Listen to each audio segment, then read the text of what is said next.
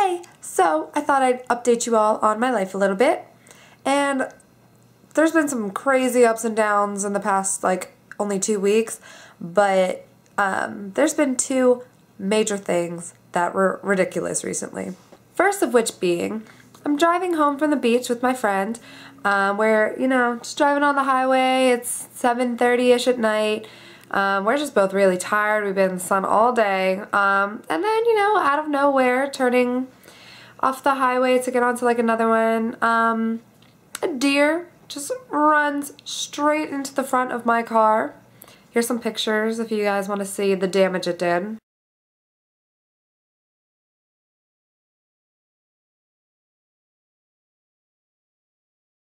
I mean, thankfully we're both alright.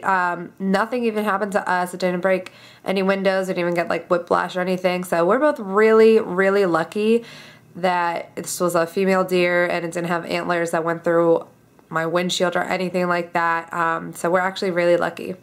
But basically, I pretty much guarantee that the only thing that kept us so safe is because somebody told me a long time ago what to do if a deer runs in front of your car. And I would love to share that wisdom with you because I always have known what to do, but I never expected that would happen. So it's really important that everybody knows. Just like with any animal, like anybody says, you just have to keep going and run it over.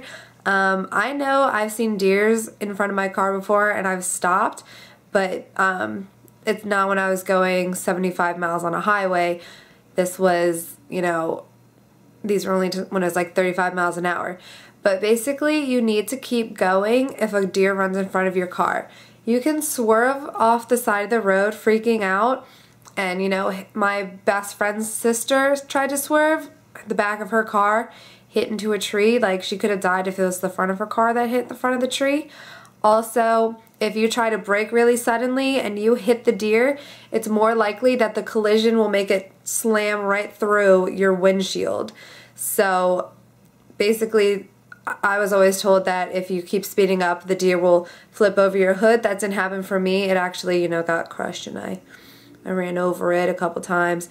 And, it's really sad that you're killing a deer, but you want to save yourself and whoever else is in the car because deer accidents could be really, really bad, as you can see even just from what happened to the side of my car. So that's the first crazy thing.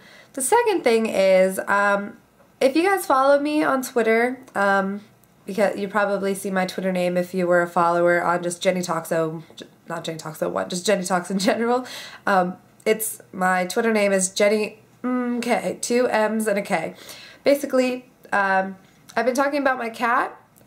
She recently stopped eating about 2 or 3 weeks ago, and we don't know what the reason was, and the vets couldn't figure that out either.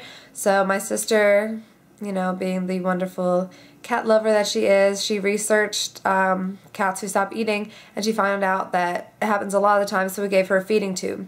So she's had this feeding tube in for a good 3 weeks and she's been doing really good. We're planning to take out her feeding tube next week.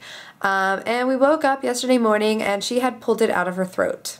So basically what we did was there was an incision that went into her neck and then it went into her esophagus and just the tube went down into her stomach. We woke up and the whole tube, she had scratched it out of her neck. We were freaking out because we were planning on going to the vet to get it taken out by the vet, put her under, and then we're going to take it out and then stitch her back up.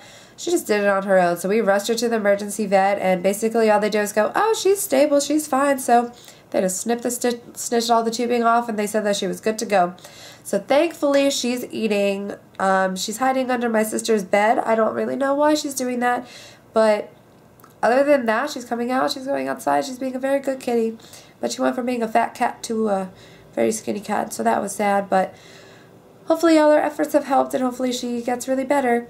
So I guess the moral of my story, the reason I'm telling you guys about my life is, always go straight through deers if they run in front of your car, and if your cat stops eating, give it a feeding tube.